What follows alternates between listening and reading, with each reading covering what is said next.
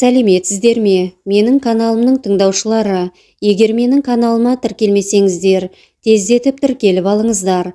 Алда қызықты да, әсерлі әңгімелер дыбыстайтын боламын. Бүгінгі тыңдайтын әңгімелеріңіз сезім бағы. Соңына дейін тыңдап, қолдап отырыңыздар. Ақсырға ауылдан шыққан қарапайым қыз, ата-анасының денсаулығында ақаулығы бар, екеуі де туа бітті мылқау жандар. Кезінде интернатта оқып жүріп, бір-бірімен танысып, отбасын құрып, араға 10 жыл салып көрген қызықтары осы Ақсырға. Анасы ауыр босанып, одан кейін ана болу бұйырмады. Басқа түссе баспақшыл деген. Қолдарындағы жалғыз қыздары Ақсырғаны медеу етіп, сабырмен өмір кешіп келеді. Әкесі етікші болса, анасы тігінші. Екеуі де ісмерлер. Ақсырға да анасынан көргенін үйреніп өсті. Тірлікке тыңғылықты тазайым. 10-шы сынып оқып жүрген кезі, көктем шыға сенбілікте мектеп жастары тал егіп, арық тазалайтын заман еді. Дәл сол сенбіде көрші ауылдан бір автобус етіп, 10-шы сынып оқушыларын Ақсырғаның ауылына әкелген болатын. Мейрамда сол жастардың легімен сенбілікке келген болатын. Ауыл сыртынан арнайы саябақ жасауға, бөлінген учаскені өңдеуге екі ауылдың жастары жұмыла кірісті. Ұлдар арық қазып, қыздар тал отырғызды. Шашын желкесіне түйіп, жіңішке белді, ұзын бойлы, ботадай көзі домаланған аққұбареңді Ақсырғаға Мейрамның көзі бір көргеннен қадалды. Өз бетінше тіршілік жасап жүрген қыз жан-жағына қарар емес. Ақсырғаның сыныптас ұлдарынан Мейрам арудың есімін біліп алды. Кейін ақырындап қасына жақындап, танысуға бел буды. Мейрам ыржалаң етіп, Ақсырғаны айналшықтап тұр. «Сәлем», деп қарақойы көзімен жігіттің бетіне бір қарап, қысқа қайырған қыздың көз қарасы «Нер жиып тұр мынау?» дегенді сөзсіз айтып тұр.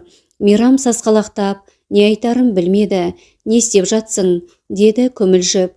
«Көрмей тұрсың ба?» деп тал отырғызуға барынша кірісіп кеткен қыз сұрағына сұрақпен жауап берді. «Тал егіп жатсың ба?»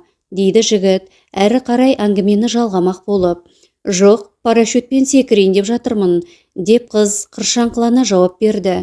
«Өтірік айтпаш», дейді жігіт, одан сайын не айтарын білмей. «Ішің пысып тұрса мә күрек, әрі қарай сен отырғыз, мен тупой сұрақтар қойып тұрайын қасыңда», деп қыз күректі Мейрамға ұсынды. «Мен сенімен танысайын деп едім. Неменеге өзінше болып тұрсың? Танысатын болсаң, адам сияқты таныссаңшы, қисынсыз сұрақтармен миымды ашытпай». «Ақсырға болады есімім». «Мейрам», деп қолын соза бергенде, күректі қолына ұстата салған Ақсырға ала көзденіп, иығын қиқаң етіп кетіп қалды. Қолындағы күрекпен қыздың ізінен жігітсімақ қала берді.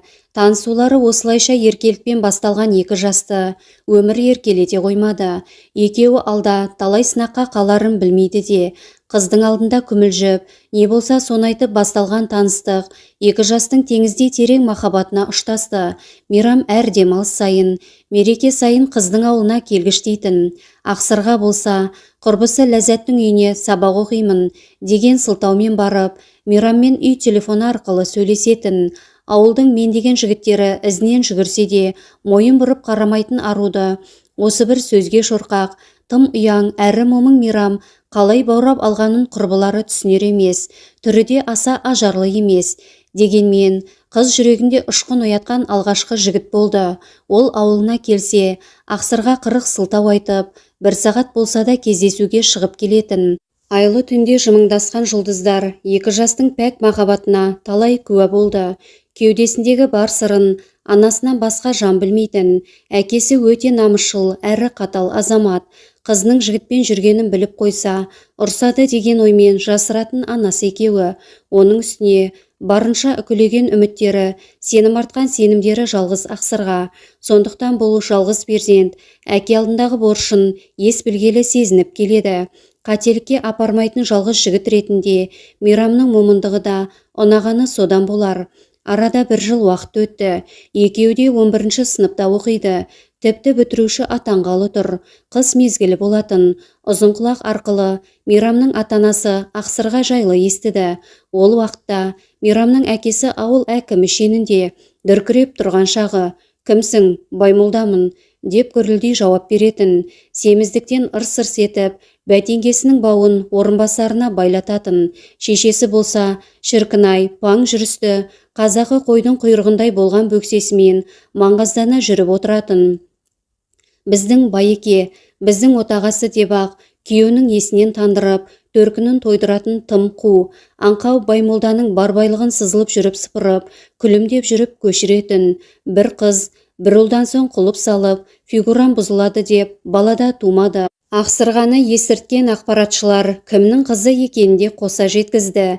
Ести сала, жүрегі тоқтап қала жаздаған шешесі дереу күйеуіне жеткізді. Екеуі әдемі жоспарда ойластырып қойды. Сол күні Мейрам ғашығының ауылынан келген болатын.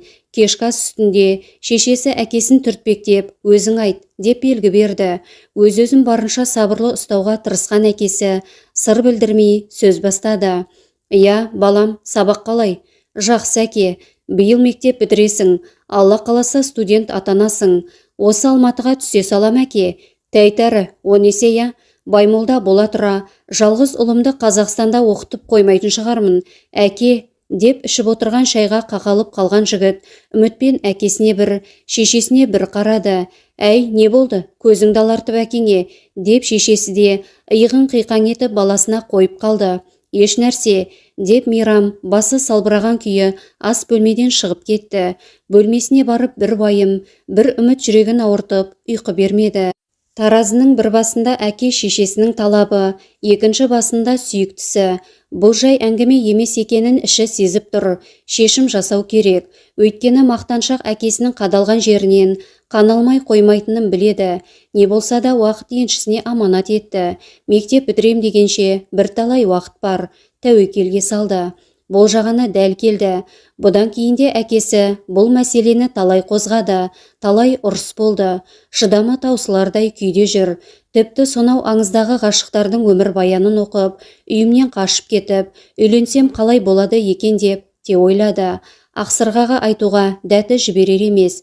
Дәл осы сәтте өзінің есею керек екенін сезініп тұр. Тіпті есейіп те кеткендей, өз тағдырына өзі иелік етуі керек. Әне-міне дегенше күлімдеп көктем келді. Айналада тіршілік оянып, табиғат жаңарып жатқанда Мейрам уақытты тоқтатқысақ келеді. Әттең қолынан келер түк амал жоқ. Мектеп бітіруге 2 ай уақыт қалды. Ақсырға жігітінің беймаза күйін көріп жүрсе де, себебін біле алар емес. Бір күні Мейрам бар күш-жігерін жинап алып, маңызды шешім қабылдады.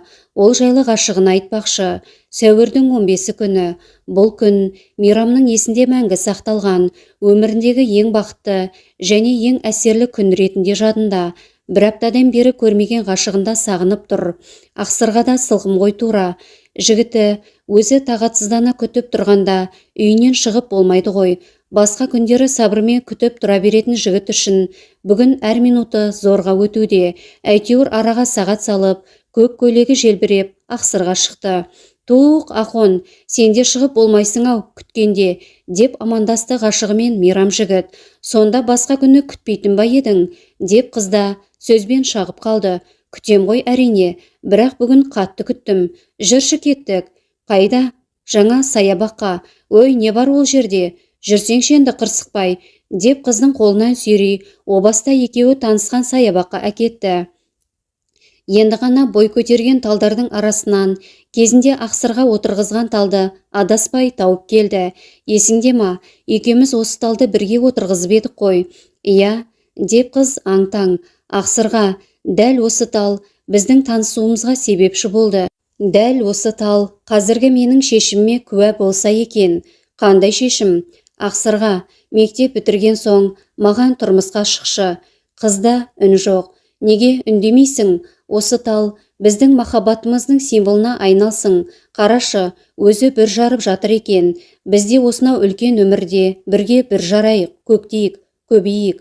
Осы саябақ сияқты саялы, ынтымақты, үбірлі-шүбірлі отбасы болайық. Бұл біздің сезім бағымыз ғой, Ақон». «Сен не деп сандырақтап тұрсың? Ненің үйленгені? Мен оқуым керекпін. Ата-анама көмектесуім керекпін. Ақсырға, бірге оқимыз, бірге көмектесеміз ата-анаңа. Сенің ата-анаң менің ата-анам емес пе? Мейрам, ақылға кел, олай болмайды». «Болады, ең бастысы сенің қалауың», деп қояр емес. бір сағаттай қызға тоқтаусыз ұсыныс жасап, ақырында көндірді. Қуанышы төбесіне бір елі жетпей тұр. Енді әкесі мен анасына осы шешімін жеткізуі керек. Шешінген судан тайынбас деген бар. 17 жасар бозбала дәл қазір өз махаббаты үшін күресіп, ешбір кедергеден қорқып тұрған жоқ. Үйіне келіп, әке шешесіне жай болып түсті. Түн ауа үйіне айғайлай кірді. Папа, мама, қайдасыздар? Келіңіздер бері, айтарым бар. Ойбай, мына бала ішіп алғаннан саума. Тұршы әкесі, жүрші тездетіп, деп түнгі кремін бетіне жағып отырған шешесі әкесін оятып, жалмажан бөлмесінен атып шықты. Ұйқысы ашылмаған күйде Баймолда да бәйбішесінің соңынан ілесе ерді. Не болды ей бала? Деп даусы қарлыға әкесі баласының айқайына айқаймен шықты. Папа, мама, мен білем бәрін. Нені білесің балам? Деп даусы елжітей сөйлеген шешесі әпенділігін ойнатып тұр. Мен білем, сіздер менің қызым жайлы білетіндеріңізді. Сіздер мені әдейі шетелге жібергілеріңіз келеді. Бірақ олай бола қоймас. Мен сол қызға үйленем, деп айтты да, тұрған орында қабырғаны бір тепті. Аяқ киімін шешпестен кіріп келгенін сол кезде ғана көрген шешесі қой аузынан шөп алмас ұлының бұл ісінен қорқып та тұр. Манадан бері мелшиіп тұрған әкесі креслоға отыра кетті. Шешесі болса өтіріктен сыңқылдай жылап, кәдімгі әртістік трюктарын асырып әлек. Баламау, иә, білеміз, естідік. Біз сенің атанаңбыз ғой. Сені өмірге әкелген соң жақсы өмір сүрсін дейміз. Үйленбе демеймін, үйлен. Бірақ сен әлі жассың ғой. Ел көр, жер көр. Бар ғұмырың алда ғой, ботам. Неге сен ондай шешім қабылдап тұрсың? Әлде қыздың аяғы ауыр ма? Егер аяға ауырласа ақшасын берейік, түсік жасатайық, кейін емдетейік, әкел қызды үйге, сөйлесейік, деп маймылдығын ойнатып жатыр. Осы кезде шыдамай кеткен әкесі, ей, сүмелек, бір дүйім ел менің айтқаныммен жүріп тұрады. Барлығы менің аузыма қарап, ауыздан шыққан әр сөзімді жерге түсірмей қағып алады. 70-тегі шалдар айтқанымды істегенде сен кімсің? Әке, тәкаппарланбай-ақ қойыңыз. Атақ абыройыңызбен мені қорқытпай-ақ қойыңыз. Мен үйленем, бітті. Деп әкесінің көзіне тік қарап, анадайда ойпырмай төбелесіп қалмаса екен деп екеуі, деп жаны шығып тұрған анасына бір қарады.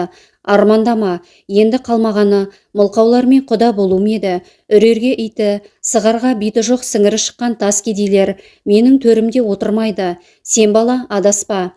Сіз адаспаңыз папа, өлсеңіз атағыңыз намаздамайды. Мына мен жалғыз ұлыңыз намаздайтын. Абыройыңыз әруағыңызға Құран оқытпайды. Менің балаларым атам үшін деп Құран оқытады. Өлсеңіз осы төр сізге қабір болмайды. Бүгінгі қалтаның баршылығын ойламай, ертеңгі көңілдің тоқшылығын ойлаңыз. Қалта мен көңіл дос емес, серіктес те емес. Келініңіз иіліп сәлем беріп тұрса, жалғыз ұлыңыз жаныңызда жалау болып жүрсе, немерелеріңіз иығыңызға асылып жатса, көңілдің тоқшылығы сол емес па? Жапшай аузыңды. Үйленгің келсе, серіктің қызын аласың. Құдам дегенде елдің алдында бетім жарық болады зато. Сіз үшін елдің пікірі менің бақытымнан артық па? Иә, артық. Сондықтан үйленбейсің. Алдырмаймын бәрібір. Онда мені іздемеңіздер. Қош сау болып тұрыңыздар. Айтпақшы қадірлі анашым, ертеңге қонақ шақырыңыз. Жалғыз ұлдарыңыздың жаназасына. Есікті бір теуіп шығып кетті. Ұлының ізінен шешесі шықпақшы болып еді. Күйеуі жібермеді. Үйінен шыға сала, досы Мақсаттың үйіне барды. Түпкір бөлменің терезесін ақырындап ұрып еді. Бауырындай болып кеткен Мақсат, ұйқылы ояу, түн жарымда өрт сөндіргендей болып келіп тұрған Мейрамды көріп шошып кетті. Дереу көшеге шығып, не болды Мико, тыныштық па? Деп алаңдаушылығын білдірді. Тыныштық болса, жүрем ба осылай, үйден кетіп қалдым. Деп есік алдындағы үлкен тасқа жантая отырды Мейрам.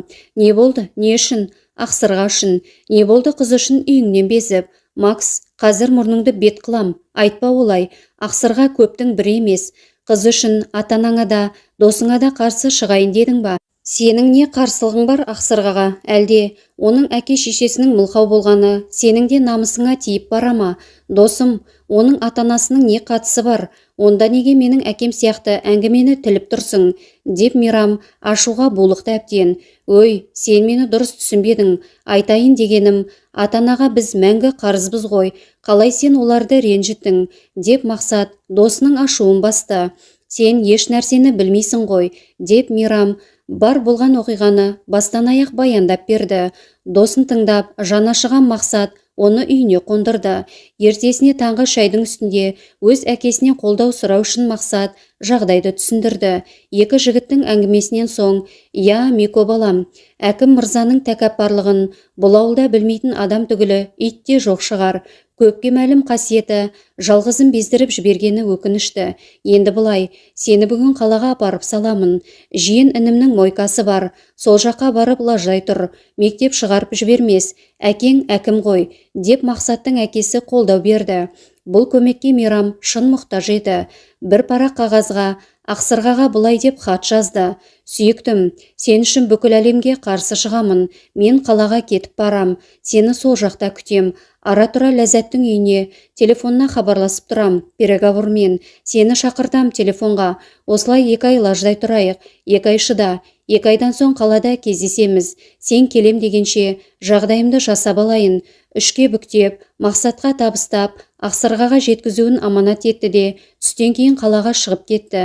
Мақсаттың әкесі уәде еткендей, қаладағы інісінің үйіне апарып, таныстырып, табыстырды. Ертесіне ақ Мейрам жұмысқа кірісіп кетті. Бұл уақытта хат Ақсырғаның қолына жеткен еді. Ақсырға құласып қалды. Үйден кеткеніне 3-ші күн. Әке шешесі енді ғана іздеуге шықты. Көрген білгеннен сұрастырып, нөкерлері ауылдың ішіндегі бүкіл үйді тінтіп шықты.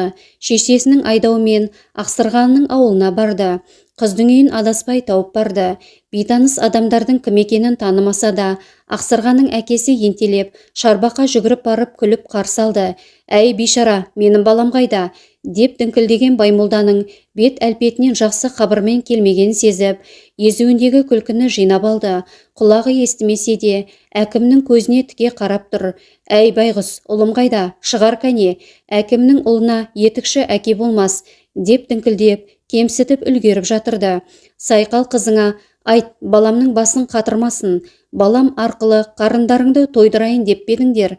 Қасындағы нөкерлеріне үйді ақтар» деп белгі берді. Сойталдай 4 еркек етікшінің қарапайым үйіне еңкейіп кіріп бара жатқанда, Ақсырғаның әкесі күйгелектеніп, алдарынан жүгіріп шығып тоқтатып әлек. Оны адамғұрлы көрмеген оққағар сымақтар қарсылығына қарамады. Нөкерлері ақырында байғұс әкенің дымын қалдырмай сабап тастады. Бұл уақытта Ақсырға мен анасы ауданға базарға кеткен болатын. Үйлеріне келгенде ауызғы бөлмеде денесін ала алмай ыңқылдап жатқан әкесін көргенде жан ұшыра шырқырап, көршілерді көмекке шақырды. Шамамен 1 сағаттай орнынан тұра алмай жатуының себебі бар екен. Әлгі нөкерлер байғұстың қабырғасын сындырып тастапты. Оны да ауданға көрші жандостың көлігімен апарып, рентгенге түсіріп, ауруханаға жатқызған соң бірақ білді. Бірақ Ақсырға әкесіне осыншама қастандықты кім және неге бұлай жасағанын білмейді. Өйткені әкесі айту үшін 2 қолын көтеруге шамасы жоқ. Арада 2 апта уақыт өтті. Әкесінің беті бері қарап, лаждап қызына айтып бер. Епке келмей, әлсіз саусақтарымен зорға түсіндірді. Кім екенін бірден білген Ақсырға дереу Мейрамның үйіне тікелей барды. Әкесіне жанашыған қаршадай қыз әкімнің үйіне кіріп барды. Түс ауа бастаған кез еді. Есілдерді сабағына ауған қыз кітаптың бетін ашуға зауқы жоқ. ұбт дегеннің біліп саласына алғаш енген жылы ғой. Ол болса әкесін уайымдаймын деп мектепке бармағалы 2 апта уақыт болды. Сол күні де мектепке бармай әкесінің қасында отырған еді. Әлгі хабардан соң бір орында отыра алмады. Түс ауа көрші ауылға бет алды. Трассада кездескен жол-жөнекей көлікке мініп, Мейрамның ауылынан бір-ақ шықты. Ауласынан кіре сала, «Аға, тәте» деп айғайға салды. «Кім бұлай?» деп бөкселі бәйбіше маңғаздана үйінен шықты. «Менің әлсіз әкемді өлімшетіп сабауға қалай дәттеріңіз барды?» «Не айтып тұрсың әй, тышқан? Немене, менен есеп сұрайын дедің бе? Сен кімсің өзі? Өтірік танымаған кейіп танытпаңыз. Мен Ақсырғамын. Болсан қайтейін, әр жүр қарғам менің үйімнен», дейді менсінбей. «Қазір мен осында милиция шақырамын». «Әй сен, не деп тұрсың өзі? Ақыл есің дұрыс қызсың ба? Мүгедек адамды ұрып кеткен, мына сіздердің қастарыңызда менің есім бүтін», деп сөзбен сойғылап барады. «Әкесі» деп үйінен күйеуін шақырды. «Не болды?» деп гүрілдеп шыққан Баймолда түсінер емес. «Мен Ақсырғамын. балаңызды бөтен үйден неге іздейсіз? Неге өзіңіз иелік етпедіңіз? Мықты болсаңыз, әлде мықтылығыңыз тек әлсіздерге жете ме? Әй сен, боқмұрын, сөзіңе ие бол. Қара мынаны, балаңыз керек болса, достарынан сұраңыз. Мақсат біледі бәрін. Менің үйімнен неге іздейсіз? Жай ғана іздесеңіз мақұл ғой, бірақ сіз қылмыс жасап тұрсыз. Мүгедек адамды ұрғаныңыз дұрыс болмады. Мен қазір милиция шақырамын. Әкең кедергі болмау керек еді. Әй, айналайын, болды, мазамдалма. Милиция емес, құдайыңды әкел, деп кекете күліп, үйіне кіріп кетті. Сондағы ойы, ауылдың участковыйын шақырар дегені. Алайда қыз ақылды, аудан емес, қаладан шақыртты. Онда да қазіргідей ұялы телефон жоқ. Ауылдың медпунктіне барып, стационарды телефонмен шақырам дегенше біраз уақыт өтіп кетті. Әкім үйінен қашып кетер деген оймен үйінің алдына барып отырып алды. Ойлағандай болды. Көп ұзамай-ақ әкім әйелмен үйінен шығып, көлігіне отырғалы жатқанда ақсырға айқаймен тоқтатты. Әкім аға, тоқтаңыз. Қайда барасыз? Сен өзің қыр соңымнан қалмай, басыма бәле болдың-ау, кетші айналайын, деп көлігіне отыра бергенде, сіз тоқтаңыз, ұлыңыздың қайда екенін айтам. Сол мейрам үшін әкем жан тапсыра жаздады. Мен емес, сіздер менің басыма бәле болған. Әй қыз, мен білгемін, бір білері бар сен екенін, деп әшейінде мәнері маңқаланып, сөзі созылып шығатын бәйбіше шәң-шәң кетіп, көліктен атып шықты. Иә, мен білемін, маған қалдырған хатын ауылдас інім әкеле жатыр. Соны күтіп отырмын, сіздерге табыстауға. Хатта мекенжайы жазылған, деп алдап соқты. Бұндай айлаға уақыт созу үшін барды. Таңнан бері нәр татпаған қыз кеш бата бастаған кезде әлсіреп барады. Араға 20 минут уақыт салып, ауданнан уазекпен құқық қорғау органдарының қызметкерлері жетіп келді. Әкімде әйелде аңтаң, дым түсінер емес. Кіп-кішкентай қыздан осындай тірлік күтпек түгілі ойламапта еді. Милиционерлер көліктен түсіп, алдымен қыздан арыз алып, әкімді салып алып кетті. Әйелі болса, қызға бас салуға дайын тұр. Әттен көз алдында күйеуін әкетіп бара жатқан соң, дәл сол қателікті жасағысы кеп тұрған жоқ. Бар болғаны, өй жезөкше, сенің кесірің бәрі, күйеуім ақталып келеді, сосын сазайыңды береді. Дайын бол, сайқал, деп жұлқынып үйіне кіріп кетті. Әл дәрмені құрыған қыз екі иығы салбырап ауылына қайтты. Үйіне жеткенде Ақсырғаның алдынан суыт хабар күтіп алды. Әкесі аурухана кереуетінде жан тапсырыпты. Тепкіден бауыры жыртылған екен. Бірнеше күн бойы тек аппараттың көмегімен жатқан әкеге еш нәрсе жәрдем бола алмады. Іштей қан тамшылап, ақырында өмірден өтті. Ақсырға есік алдындағы адамдарды көріп, шарбақтан әрі қарай кірерін, немесе кері жолмен қашарын білмеді. Қанша жерден іші сезіп тұрса да, сол суыт хабарды естігісі жоқ. Мелшиіп тұрған қызды нағаш әпкесі үйге құшағына қысып кіргізді. Есінен талықсып, қайта жиып әкесінің намазында өткізді. Бірнеше күн бойы нәр татпаған қыз әл дәрмені жоқ бойында. Дегенмен ашу-ыза оны қайрап тұр. Қалайда әкімсымақты соттату керек. Нағашыларының көмегімен және әкесінің қайтқанына түскен ақшаның бір бөлігіне қалаға барып мықты адвокат жалдады. Жарты жыл уақыттан соң бірнеше ауыр баппен әкім түрмеге тоғытылды. Бұл уақытта Ақсырға мектеп бітіріп қойған еді. Оқуға да түсе алмады. Шешесі екеуі ауылда лаждап күн көріп жүр. Мейрам болса сол кеткеніне мол кетті. Атызын салмастан хабар ошарсыз Ресейге асып кеткен екен. Ол тіпті әкесінің сотталғанын да білмейді. Күйеуі сотталғаннан кейін шешесі де ауылға қарабет болдым деп көшіп кетті қалаға. Ұлының Ресейде екенін білсе де артынан іздеп бармаған. Уақыт шіркіннің жылдамдығына шектеу барма. Сырғаған секундтар минутқа, минуттар сағатқа айналып, арада тағы бір жарты жылдық тоқтаусыз өте шықты. Ақсырға әкесінің жылдығасын беруге дайындық үстінде жүр. Түс ауа, ертеңгі қонағасына алыс жақыннан келетін туыстарды күтіп, қайта-қайта шарбаққа мойын созып, ауласын сыпырып жүр. Бір кезде бойшаң келген жіңішке жігіт құлағы қалқиып тесіліп тұрғанын байқады. Қай кезде, қай тұстан келіп қалғанын аңғармаған қызда қарап тұр. Кім бірінші тіл қатады деп, екеуі бір-біріне қарап 2 минуттай тұрды. Саламатсыз ба, кімді іздедіңіз? Деп көзін күннен көлеңкелеп, бір жағына қарай қисайып, қолындағы сыпыртқысын тастамастан белін таянған Ақсырға бірінші болып сөйледі. Сәлем, бері қарай келсеңші Ақсырға, деді әлгі жігіт. Іштей мына сары маймылдың даусы таныс деген күйде шарбаққа жақын келді. Өз көзіне өзі сенер емес, өңіме, әлде түсіме белгісіз сезім танып тұр. Дәл өзі тоңпақтығы тарқап, ауылда қапқара болып жүрген Мейрам бір жылда бойы өсіп, арықтап, сап-сары жігітке айналған, мойны сорайып, екі иығы шығып, біраз өзгерсе де, көз жанары сол қалпы. Қызда үн жоқ. Тыныштықты бірінші болып Мейрам бұзды. «Қалайсың жаным?» «Сәлем» деп көжектей дірілдеп жауап берді. «Мен келдім, саған келдім, сені іздеп келдім» дегені сол еді жігіттің. Қыз есін жиып алды. «Сен маған енді жолама» деп нық дауыспен батырып айтты. «Не болды?» «Әке-шешемнен бұрын саған келдім. Уақыт санаумен болдым ғой жаным» дегенде қыз біртүрлі болып қалды. «Әке-шешем? Сене хабарың жоқ па? Неден? Шын айтып тұрсың ба?» «Иә жаным, түсінер емеспін. Жарты сағаттан кейін баққа барам. Бұл жерде тұрма, кетуің керексің. Сен қыз не біртүрлі болып тұрсың? Күйеуге тигеннен саумысың? Кет дедім саған. Баққа барам, күт» деп үйіне кіріп кетті. Үйінде бір-екі тіршілігін аяқтап, жүгіріп саябаққа барды. Кезінде өздері танысқан жерде жігіт күтіп тұр екен. Кекілі желбіреп жүгіріп келе жатқан қызды көріп, құшақтап алуға ынталанып көріп еді. Қыз кілт тоқтап, қолын қағып жіберді. «Мейрам, ұзақ тұра алмаймын, мені тыңда, мен» деп бүкіл оқиғаны басынан бастап айтып берді. Қыздың бір сөзін бөлместен тыңдаған жігіт әкесінің сотталғанын естігенде жерге отыра кетті. Барлығын айтып болған қызда «Не дер екен?» деп тосып тұр. Арада 10 минуттық үнсіздіктен соң «Кешір, Мейрам, біз ешқашан бірге бола алмаймыз. Түсініп қара, сені көрсем, әкең есіме түседі. Менің әкемді өлтірген Қандықолдың баласына тұрмысқа шығып, ұрпағыңды көбейте алмаймын» деді де бұрылып кете барды. Аң-таң күйде жігіт жерде отырған күйі ләмим деместен қала берді. Сол кездесуден кейін екі жас бір-бірін көрмеді. Ортада 5 жыл уақыт өтті. Ақсырға ауылдас жігітке тұрмысқа шығып, шешесінің қолына күйеумен қоса көшіп келді.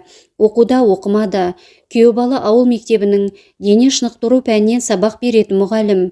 7 ағайындының екіншісі. Ауылдас болған соң бұлардың тағдырынан бәрі хабардар. Мылқау құдағиына қамқор бол деп ұлын жіберген енесі де алтын адам ғой шіркін. Ақсырғада бірақ екі үйдің тірлігін теңде жасап жүр.